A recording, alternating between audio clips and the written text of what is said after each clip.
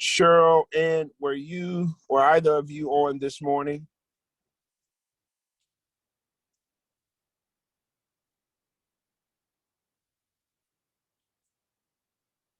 Cool. Was that helpful this morning, Cheryl?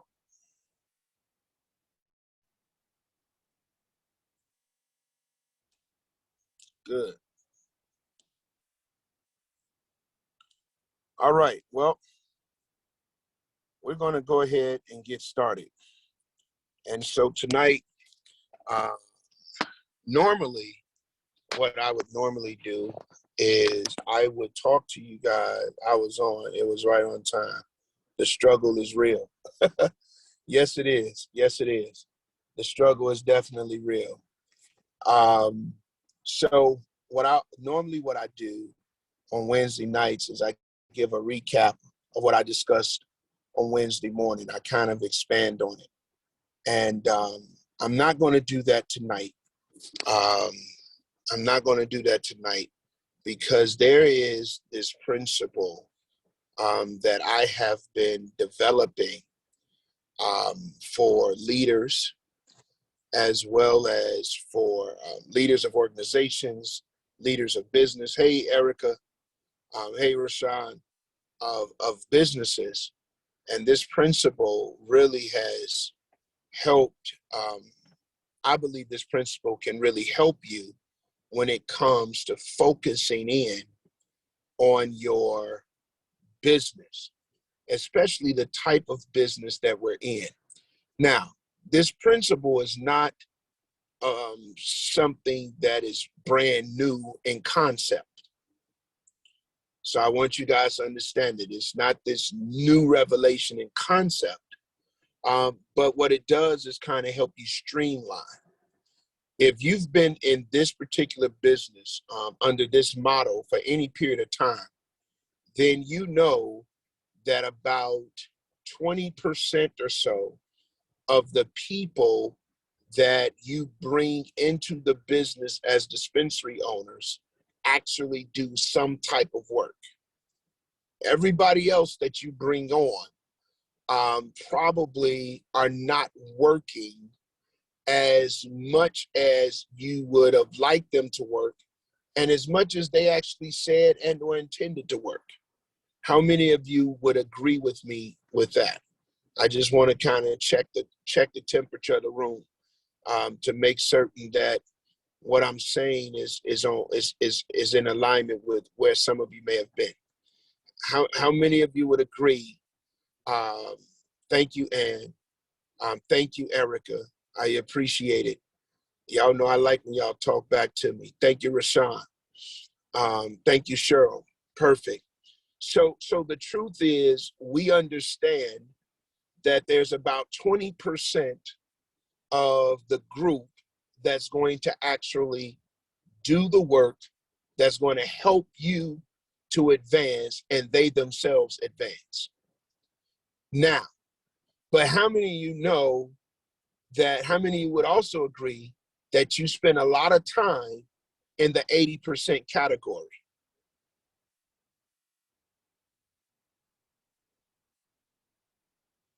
Thank you, Mr. Diamond Moon. So when you think about it, we spend a lot of time with the 80%. And the 20% of those that are actually doing the work, we kind of, to a certain degree, unless it's at a critical moment of really pushing them to that very next piece, they're right at the break of advancing, we kind of subconsciously, listen to the language I'm using, we kind of subconsciously take for granted, not in a negative way, that they're okay, they're going to make it. And that's because they are actually working. And we spend a lot of time with the 80% that are actually not doing as much. Now, the challenge with the math is that if we're spending majority of our time with the 80% and less of our time with the 20%, then truthfully, what we're doing, watch this, is minimizing and diluting and for lack of better words, wasting time to a certain degree of our personal energy and resources as it pertains to time, training, and development. And the issue is, what we find is we do a lot of work, a lot of calls, spend a lot of time with the 80%, and they're not yielding the results. So what if we took our net and put it on the other side and spent all of our energy and time, or majority of our energy and time, with the 20%ers? And when you spend majority of your energy and time with the 20%ers, they're already working. Here's what is going to happen. It's going to motivate them to work harder, push harder. And guess what? You're going to see what they're going to be able to produce increase exponentially. And it's going to happen in a shorter period of time. Why? Because what you're doing is capitalizing on the momentum that they already have. Y'all talk back to me before I go any further. I want to make certain you're understanding this principle. Is this making sense? If I only got 100% of time, and in this 100% of time that I have, I take 80% of that time and put it with the 80% of the people that's not producing. And the only other 20%, I put it with the 20% that is producing. Then I'm not yielding the greatest investment, the greatest return on my investment of time.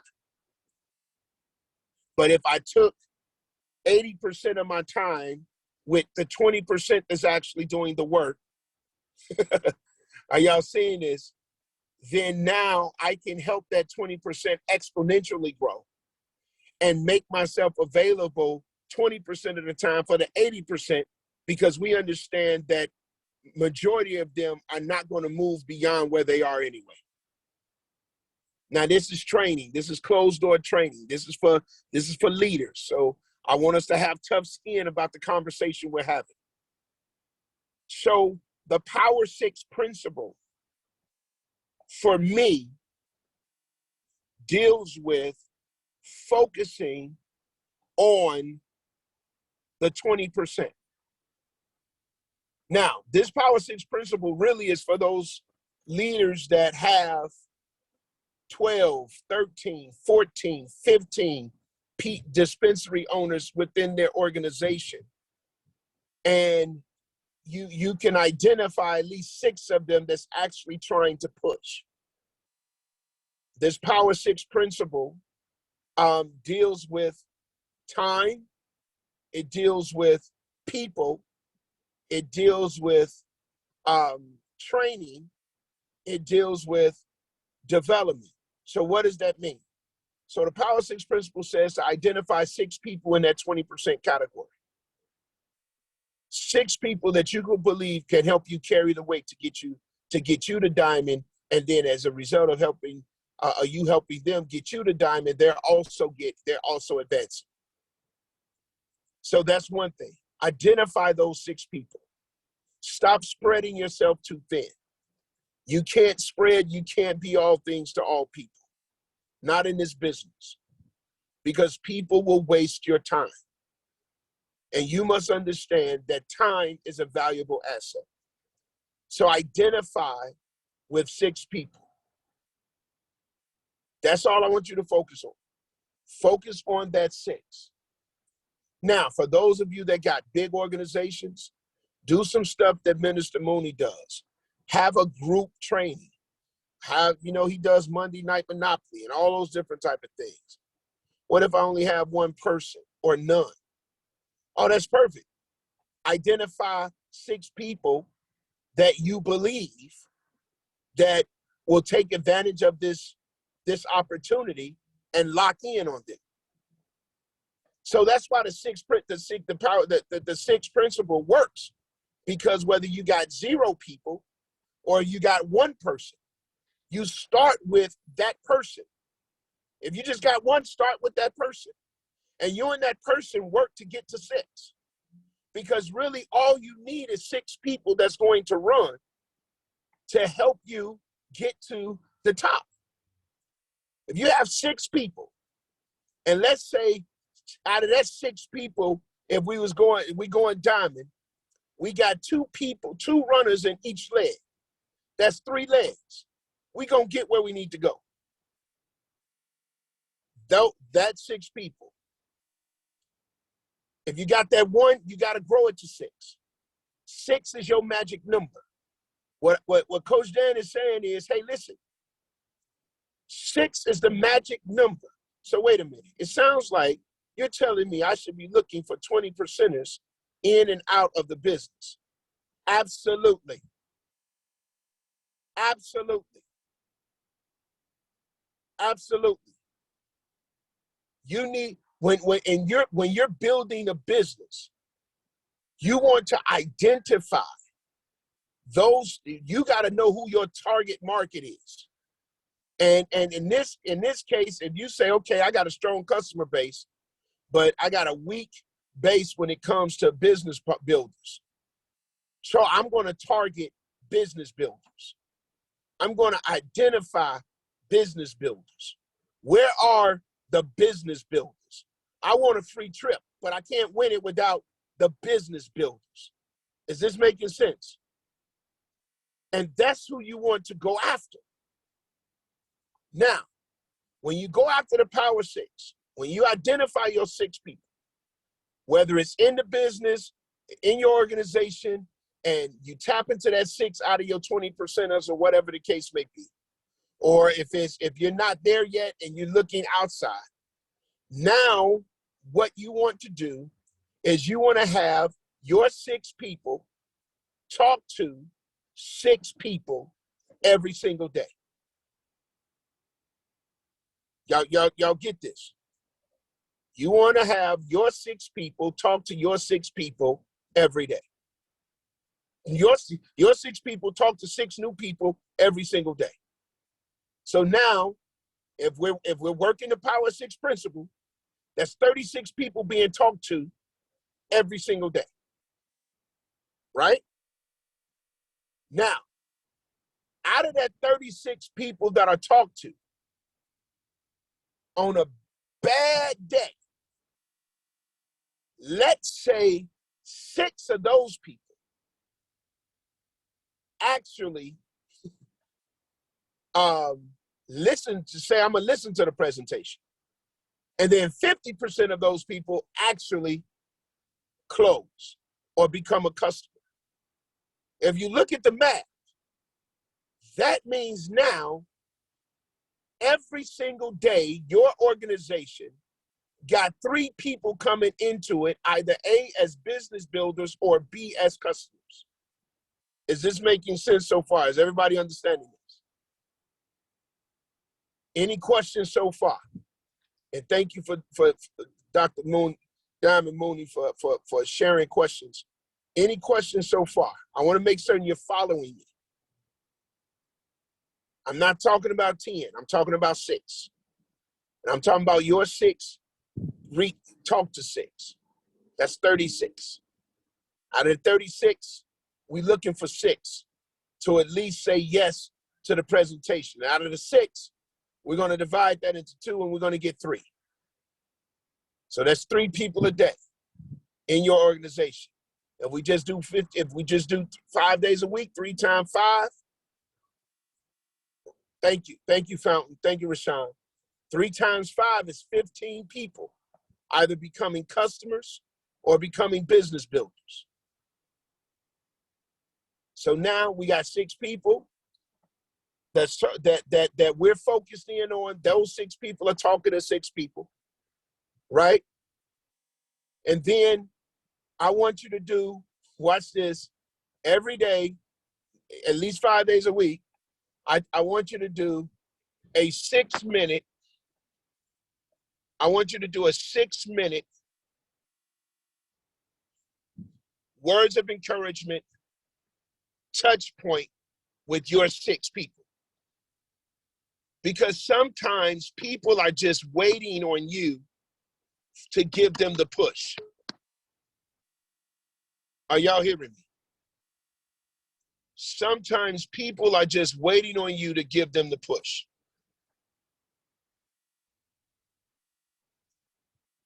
And so what I found in my business is me just making a phone call to some of my contractors, talking to them for a few minutes. It encourages them. Some of my team members in different things that I'm doing, it encourages them. Are y'all understanding? And so we want to stay connected. The purpose of this, what I'm telling you, is to stay connected with the people that's actually doing the work.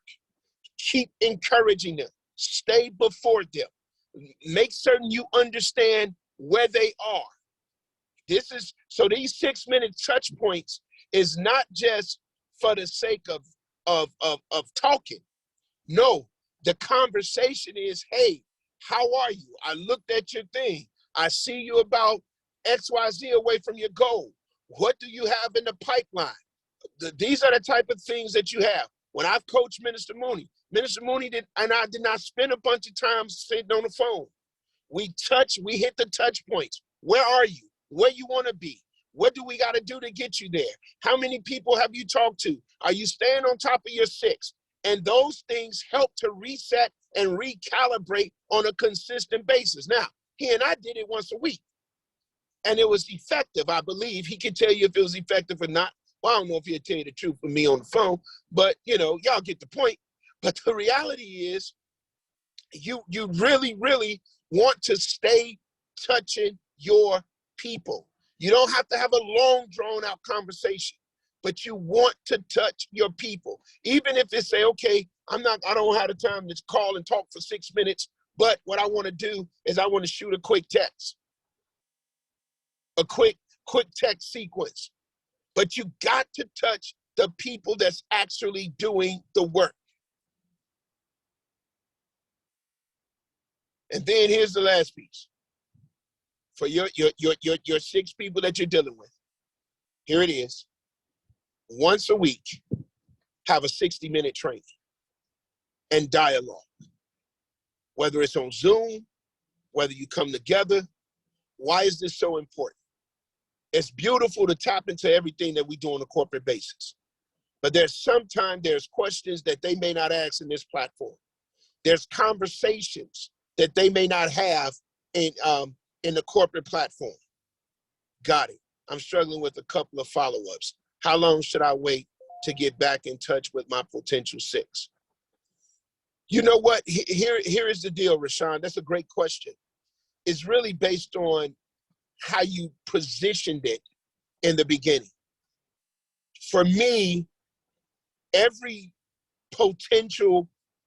every prospect that I have, at the very beginning of them becoming a prospect, I establish a time for me to follow up. So, for example, if I invite them to a presentation, I say to them, hey, listen, come to the presentation. Are you coming to the presentation? Okay, good. I tell you what, as soon as the presentation is over, if you don't mind, I just want to kind of give a follow-up call to you. Or, hey, I'm sending you the videos. I want you to check it out. When will you be able to check it out? Wait on them to give you a response. And then say, when is a good time for me to follow back up with you? They're going to say, anytime is good. Well, I tell you what, I have 6 o'clock on Thursday available. Is that good for you? Okay, John, put me in the system, or jot me down. I'm calling you at 6 o'clock on tomorrow, and we're going to do a follow-up. I'd love to hear your feedback. Did that make sense, Rashawn? So now, if you didn't position it that way in the beginning, then I would give them 48 hours or so. I really want to say 24 hours. You don't want time to pass where they forgot what it is that they were doing. I mean, life happens. They saw that video 3 days ago, a week ago. That's too long.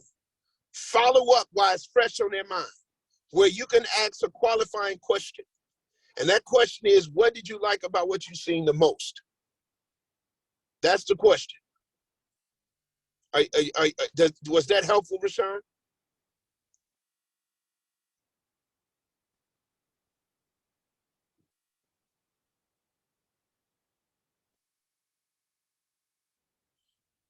While he's answering, are there any more questions?